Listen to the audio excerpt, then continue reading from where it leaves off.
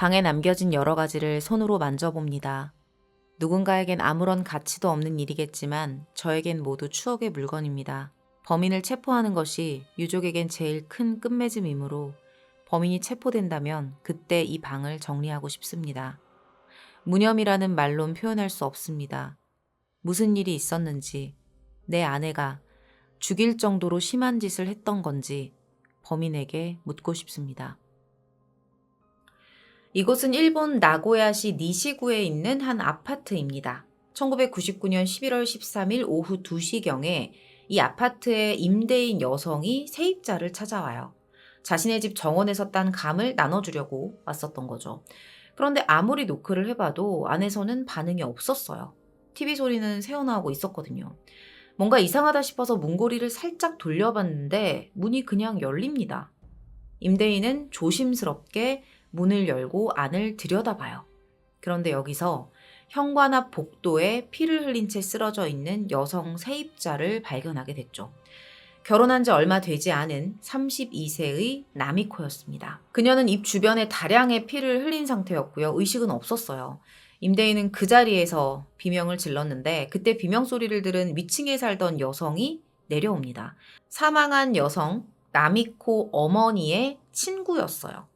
그런데 이 현장에서 더 놀라웠던 건 나미코에게 2살배기 아들이 있었거든요. 그런데 이 아들이 유아용 의자에 앉아 있었던 거예요. 엄마가 피를 흘리고 쓰러져 있는 상황에서도 아이는 울지 않고 가만히 있었습니다.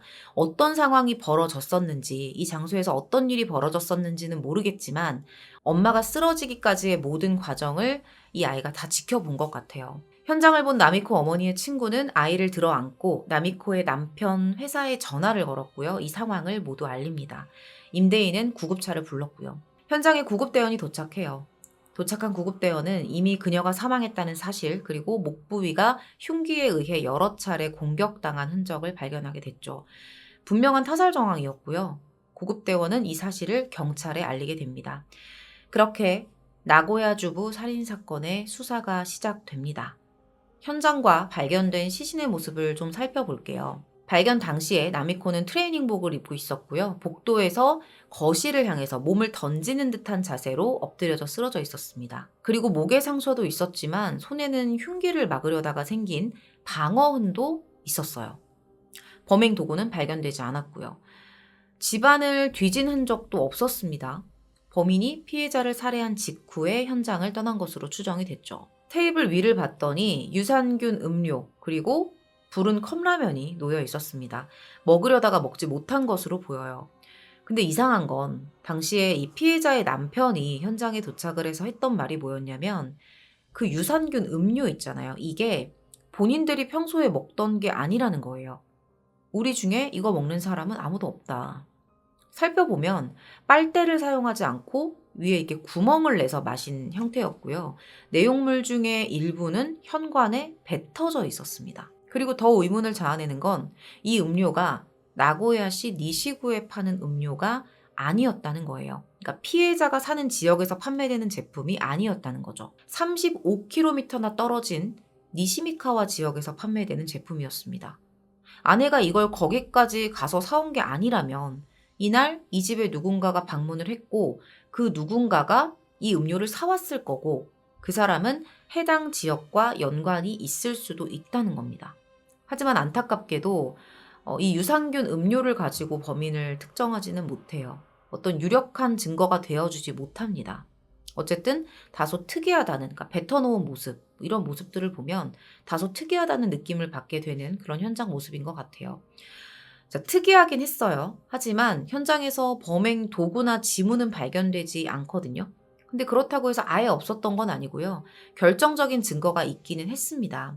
혈흔과 족적이 있었는데요. 네, 실제 사진이에요. 현관과 시신 옆에 있는 세면대에서 피해자가 아닌 다른 누군가의 혈흔이 발견된 거예요. 범인의 것일 가능성이 높죠. 흉기를 들고 있는 상태였고 범행 과정에서 본인도 상처를 입었을 겁니다. 피해자가 저항을 했던 만큼 범인에게도 물리적인 영향은 갔을 테니까요. 자, 이렇게 범인의 것으로 보이는 혈흔이 있었고요. 피 묻은 족적도 발견이 됩니다. 자, 여러분, 지금까지 제가 말씀드린 현장 상황만 딱 봤을 때 범인이 어떤 사람일 것 같으세요? 연령이나 성별이나 이런 부분들. 아마도 각자 생각하는 범인의 윤곽이 있을 텐데 여러분들의 예상과는 조금 다를 수도 있는 경찰의 분석 결과를 말씀드리겠습니다. 경찰이 DNA 감정 분석을 통해서 얻은 결과 내용, 제3자의 그 혈흔은 40대에서 50대의 사람, 혈액형은 B형인 여성이었어요. 발 크기도 240mm로 평균적인 여성의 발 크기였죠. 신발은 한국산 신발이었습니다. 우리가 이전에 예상했던 것과는 조금 다르죠. 자, 이런 혈흔, 족적들이요, 현장 밖에서도 발견이 되거든요. 아파트의 통로, 계단, 주차장까지 혈흔들이 이어져 있었습니다. 경찰은 경찰견을 동원해서 미세 혈흔을 따라가면서 이 범인의 도주 경로를 추적해 나가요. 이게 되게 길게 이어지는데 이 혈흔이 주택가 골목을 지나서 북쪽으로 약 500m 떨어진 이노우 공원 부근까지 이어지게 된 거예요. 실제로 이 공원의 개수대를 살펴봤더니 여기서도 범인의 혈흔이 발견이 됩니다. 여기서 뭔가 손에 묻어있는 피를 씻고 달아난 것으로 보였죠. 이후에는 북쪽 주택가 방향으로 해서 이 혈흔, 그러니까 범인의 흔적이 끊어져요. 그때 비도 내렸었기 때문에 더 이상 추적하는 건 좀 불가능한 상황이었습니다. 일단은 도주 방향 자체가 전철역 쪽은 아니었어요. 그러다 보니까 범인이 걸어서 이동이 가능한 정도의 거리에 살고 있지 않았을까? 이런 추정까지 좀 해볼 수가 있었죠. 물론 뭐 차를 타고 이동을 했을 수도 있겠지만요. 자, 경찰이 이제 주변 탐문 조사를 시작합니다. 그리고 범행 예상 시각에 이 장소 부근에서 수상한 중년 여성을 봤다는 2명의 목격자를 만나게 돼요. 자, 목격 증언으로 작성된 몽타주가 있는데 이걸 좀 보여드릴게요. 눈매가 좀 매섭죠. 자, 목격자 중에 한 명은요, 이 중년 여성이 핑크색 상의를 입고 있었다라고 증언을 했었고요. 또 다른 목격자는 공원 앞에 있는 도로에서 한 중년 여성이 횡단보도를 건너려고 그러니까 차가 멈추기를 기다리고 있었다라고 했어요. 특히 이 목격자는 그 수상한 중년 여자가 한 손으로 다른 손을 잡고 서 있는 모습을 봤다. 이렇게 증언을 해요. 실제로 피를 흘리면서 도망을 쳤기 때문에 이 목격담이 조금 더 유력해 보이기는 했습니다. 다만 앞에 있었던 목격자하고 조금 달랐던 건 옷이었어요. 이전에 말했던 목격자는 핑크색 상의를 입고 있었다고 했는데 지금 이 목격자는 이 여성이 위아래로 검은 옷을 입고 있었다라고 증언을 했었습니다. 도대체 누굴까요? 경찰의 예상대로 가까운 곳에 사는 사람이었을까요? 사실 당시에 범인이 현장에서 공원까지 가던 이 경로가 최단 경로는 아니었거든요. 그러다 보니까 좀 헷갈리는 부분도 있었어요.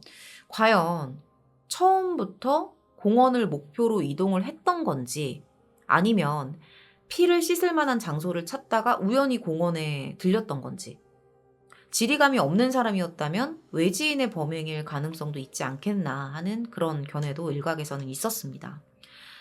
당시에 경찰은 이 사건이 원한이 있는 면식범에 의한 범행이라고 판단을 했어요. 일단 집을 뒤진 흔적도 없었고요. 침입을 한 흔적이 일단 없었어요. 그리고 아이는 해치지 않고 오로지 피해자만 살해하고 도주했기 때문이었습니다. 무엇보다도 이 피해자의 성격이 평소에 어땠냐면 누가 집 배를 두드리면 그냥 문을 열어주는 게 아니라 베란다를 이렇게 통해서 현관을 확인할 수 있대요. 그래서 베란다를 통해서 누가 왔는지 현관을 확인할 정도로 아주 주의 깊은 성격이었다고 합니다.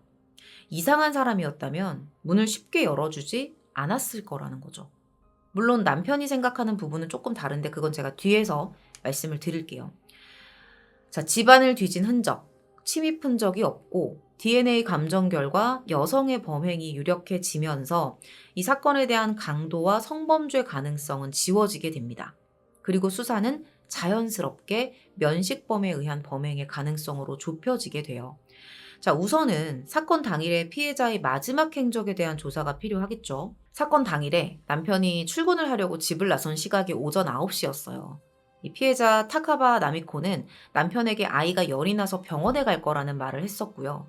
남편이 출근한 직후에 위층에 살고 있었던 그 엄마 친구 있잖아요. 이 사람에게 전화를 겁니다. 엄마 친구의 남편이 자동차 관련된 일을 하고 있었대요. 그래서 이 피해자의 차량을 좀 맡겨서 수리를 받기로 했어서 전화를 걸었던 거예요. 그래서 혹시 자동차 열쇠 필요하냐? 이렇게 물어봤고 엄마의 친구는 휴일이라서 남편이 지금 자고 있다라고 대답을 했다고 합니다.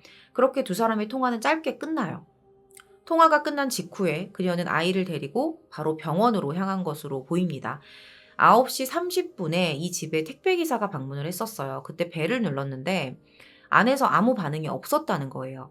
그래서 부재표를 이제 문 앞에다 붙여놓고 돌아갔다고 합니다.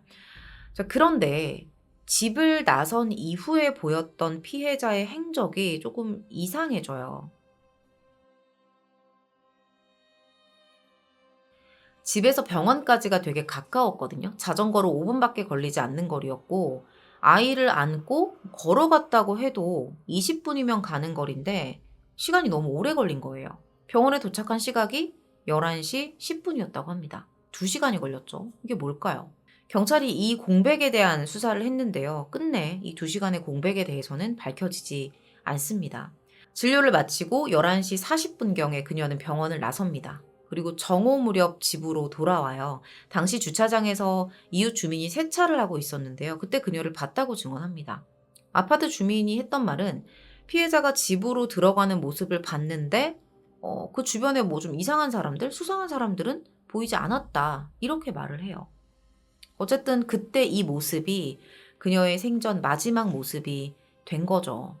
자, 실제 집입니다. 자, 이제는 집으로 돌아온 뒤에 그 이후의 상황을 좀 살펴봐야겠죠? 피해자가 집으로 돌아온 정오 이후에 피해자의 친구가 12시 30분에서 오후 2시 사이에 그녀에게 3통의 전화를 걸어요. 근데 모두 응답이 없었대요. 그리고 딱 이때쯤에 다른 이웃 주민이 수상한 소리를 들었다고 말합니다. 정확한 시간은 기억이 나지를 않지만 정오에서 1시 사이에 이 피해자의 집 쪽에서 옷장을 움직이는 듯한 되게 큰 소리가 났고 뭔가 싸우는 소리 같은 것도 들렸다는 거죠. 그 직후에는 계단을 뛰어내려가는 발소리를 들었다는 거예요. 실제로 검시나 부검 결과를 봤을 때 피해자가 사망한 시각이 발견된 시점인 2시로부터 최소 2~3시간 전후로 추정이 됐었거든요. 그렇다면 정오에서 1시 사이에 사건이 발생했다고 봐야 할 거고 그걸 조금 더 좁혀 본다면 12시 30분에서 1시 사이 이 정도로 범행 시각을 특정해 볼 수 있겠죠. 당시 피해자 남편이 이렇게 말했어요. 제가 아까 말씀드린다고 했던 게 뭐였냐면 아내가 병원에 갔다가 귀가를 하면서 택배기사가 현관에 붙여놨던 그 택배 부재표 있잖아요. 이걸 분명히 봤을 거다. 근데 집에 들어와서 벨이 울리니까 당연히 택배기사라고 생각을 하고 뭔가 확인을 하지 않고, 그러니까 평소처럼 베란다에서 확인을 하지 않고 반사적으로 문을 열었을 수도 있다. 그랬다가 범행을 당한 것 같다. 이렇게 말을 해요. 이게 일본 택배는 반드시 직접 수령이 원칙이거든요. 그래서 만약에 수령인이 부재 중이면 택배를 우리처럼 놓고 가는 게 아니라 부재표를 남겨서 몇 번이고 재방문을 한다고 합니다. 자, 여기까지가 피해자의 마지막 행적에 관한 내용이에요. 원한이 있는 면식범의 소행이 유력하다고 판단한 상황에서 경찰은 부부의 원한 관계에 대한 수사에 나섰는데요. 이 부부에게 원한을 가진 인물은 전혀 없었어요. 전혀 떠오르지 않았고요. 의심스러운 인물조차 없었습니다. 자, 그래서 주변 가족들에게 혹시 원한이 있었을까? 이런 것들을 좀 살펴봤는데 여기서 피해자의 어머니에게 원한을 가진 인물이 저지른 범행일 수 있다. 이런 가능성이 새롭게 떠오르게 돼요. 피해자가 결혼하고 1년이 지났을 때 그녀의 어머니가 약사법 위반 혐의로 체포된 적이 있었다고 해요. 어머니가 건강식품회사 판매원이었는데 암에 효과가 있다면서 약효를 과장한 무허가 청량 음료수를 한 900에서 1000만 원어치를 팔았던 거예요. 이게 당시에 신문에 얼굴이 공개될 정도의 되게 큰 사건이었는데 불기소 처분 판정을 받으면서 며칠 만에 유치장을 나왔다고 합니다. 하지만 아무래도 동네인 나고야에서 거주를 하기는 어려워졌고 사건 당시 사촌이 있는 홋카이도로 잠시 이사를 해서 살고 있었다고 해요. 그리고 그 다음에 봄부터 어머니는 다시 나고야로 돌아와서 딸 부부와 함께 살 예정이었다고 합니다. 그래서 부부가 신축 맨션도 구입한 상태였고요. 어머니에게 오는 우편물을 받기 위해서 이 집 문패와 우편 포스트에 어머니의 이름을 덧붙여 놨었거든요. 그래서 혹시 경찰이 생각했던 거는 어머니에게 사기를 당했던 피해자가 이 문패를 보고 습격을 했던 게 아닐까. 그런 가능성도 염두에 두고 어머니에게 사기를 당했던 피해자들도 조사를 해봤는데요. 여기서마저도 혐의점이 있는 사람이 나오질 않습니다. 목격담이나 증언도 나름대로 의미가 있었고 혈흔과 족적까지 나왔는데 이 모든 것들이 그 중년 여성의 신원을 특정하는 데 이르지 못하면서 이 사건은 결국 미제로 남게 됩니다.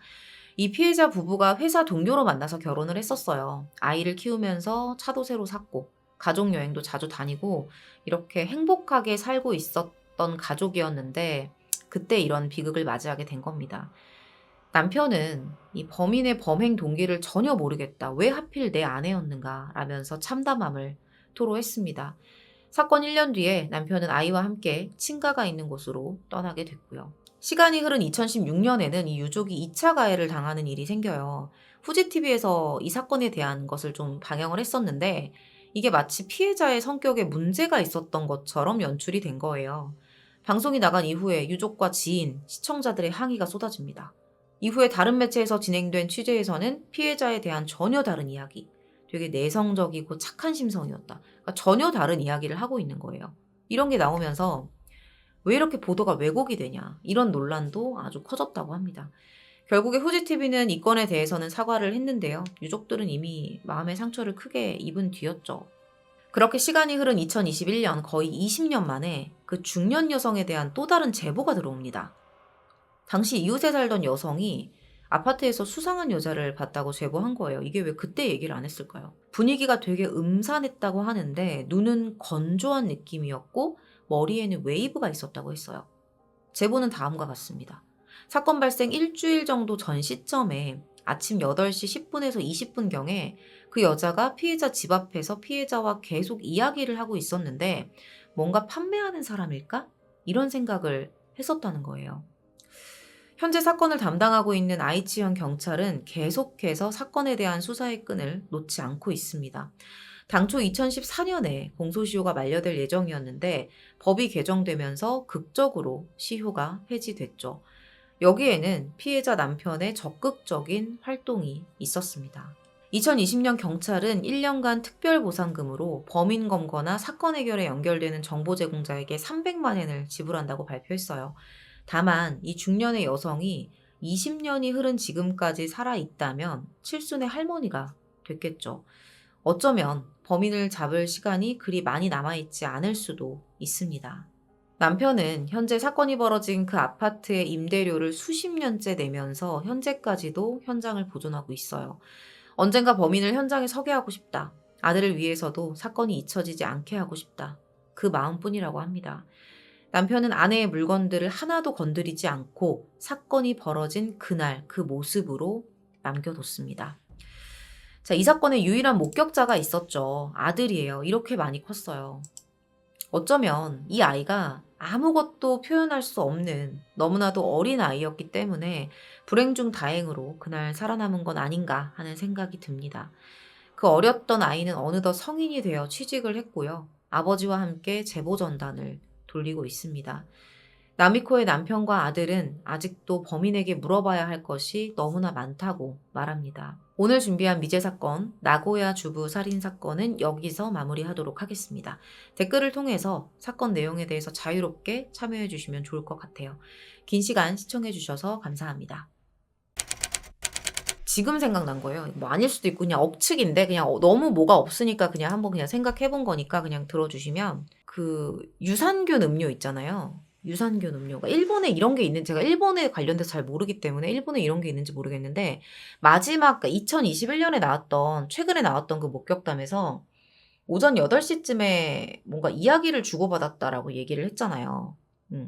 이야기를 주고받았다라고 얘기를 했고 뭔가 한참 동안 얘기를 주고받는 것처럼 보였다. 뭔가 물건을 파는 사람인가? 뭐 이런 생각을 했었다고 했는데 이게 뭔가 유산균 음료와 연관이 있는 걸까? 왜냐면 현관에 뭔가를 뱉어놨다라는 말도 있었고 여러분 여기서 조금 생각나는 뇌피셜 같은 거 없으세요? 2021년에 그 중년 여성에 대한 목격담이 또 나왔잖아요. 되게 음산하고 눈이 건조한 머리에 웨이브가 있는 여자가 아침 8시 10분에서 20분경에 사건 발생 일주일 전에 뭔가 서로 피해자와 계속 이야기를 하고 있었는데 뭔가 판매하는 사람일까라는 생각을 했었다라고 얘기를 했는데 또 실제로 사건 당일에 유산균 음료가 이렇게 현관에 뱉어져 있었다라고 얘기를 했고 그리고 이 유산균 음료는 평소에 본인들이 먹던 게 아니고 이 지역에서 파는 게 아니었다. 라는 말을 했었잖아요. 이게 뭔가 그 방문해서 판매를 하는 사람과의 어떤 실랑이가 있었을까? 이런 생각 지금 조금 드는데. 근데 뭔가 뱉어놨다라는 것도 그렇고, 뭔가 이 현장이 요구르트를 처음에 들었을 때 저는 크게 그런 누군가 사왔을 거다라는 생각을 했었는데, 이게 뭔가 좀 우리 거 한번 먹어봐라라고 어떤 권유를 했는데 이분이 이거를 거절을 했고, 뭐 그 과정에서 어떤 트러블이 있었을까? 아니면 뭐 일주일만 먹어봐요. 뭐 이렇게 했을 수도 있겠죠. 일주일 전이니까 아니 싫으면 그냥 일주일만 먹어봐라. 먹어보고 내가 다음 주에 와서 한번 괜찮으면 넣어주겠다. 뭐 이렇게 했을 수도 있다는 생각이 들어요. 그렇게 해서 일주일 뒤에 왔는데 이 피해 여성분이 싫다고 했을 수 있겠죠? 됐다라고 얘기했을 수 있겠죠? 그러니까 뭔가 그런 실랑이가 있지 않았을까? 근데 제가 지금 정확하게 막 말할 수 있는 것도 아니고 먹지도 않던 요구르트가 있었다는 것도 이상하고 그리고 그게 현관에 굳이 뱉어져 있었다는 건 누가 입에 넣었다가 뱉었다는 거거든요. 획 하고 뱉었다는 건데 뱉었다는 그 현장 그리고 사망해 있는 여자 그리고 평소에 사 먹지도 않던 요구르트 이런 것들이 이상하다. 그쵸? 이게 그런 생각도 드는 거예요. CCTV 같은 게 있었으면 참 쉬웠겠지만 제가 그 얘기도 했어요. 그 윗집에 살고 있었던 엄마 친구라던가 처음에 임대인 이런 사람들에게서 좀 DNA 검사를 해봤을까. 지금까지 미제라고 이렇게 계속해서 이어져 오는 사건이면 당연히 그거를 가장 먼저 검사해봤고 그게 아니었기 때문에 지금까지 미제로 남았겠죠. 왜냐면 현장을 가장 먼저 발견했고 그리고 중년 여자라고 했잖아요. 그러니까 이 여자 주변에 있는 중년 여자들이 그 위에 계신 엄마 친구분이기 때문에 가장 먼저 확인을 하지 않았을까 싶어요. 어떤 DNA에 관련된 부분에 대해서. 엄마가 과거에 처벌을 받았었던 적도 있으니까 그 엄마의 지인이니까 뭐 친구에 대한 조사 당연히 들어갔을 거고 그런 건 다 했을 거기 때문에 거기에 대한 이야기는 나오지 않은 것 같은데 여러 가지 대조 검사를 했는데도 나오지 않았다는 거는 이 여성과 어떤 평상시에 전혀 관련이 없는 사람일 수도 있다는 거예요. 전혀 관련은 없는데 그래도 한 번은 본 사람.